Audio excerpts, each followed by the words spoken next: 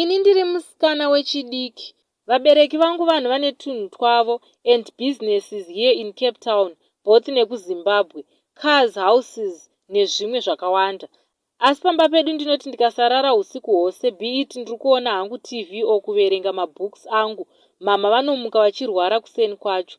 Fast forward, so ndakambofambawo ndikanzwa kuti vari kushandisa isu vana pazvinhu zvavo, and sure utarise isu vana hapana chinofamba, zero chaiyo, asi handina kuzvigamuchira. So rimwe zuva ndakatobvawo hangu kupati kwefriend yangu ndakafizuka, vagotanga kundituka, so ndakatadza kuzvibata ndokunoataka ndichibvunza nyaya iye through mukudhakwa plus hasha. Vakanditi une shuwa ini chaienya kubereka ndingakudaro, asi maziso avo airakidza kunyara nekushungurudzika. So friend yangu akanditi wabhaiza hazvitaurwi, unogona kuzvifira izvozvo because watofumura. Since then I started praying hard, asking for answers. So ndakatanga kunotisa zvandaisamboisa mumusoro all along. Saka nyaya yave kundishungurudza vashandi vavo, albeit anyone anombodya mari yavo, vave kungondifarira zvisinganzwisisike. Vanongondikumbira zvinhu o kungondibvunza tumubvunzo tusina kana basa, trying to create conversation. So handichazivawo kuti zvinorevei.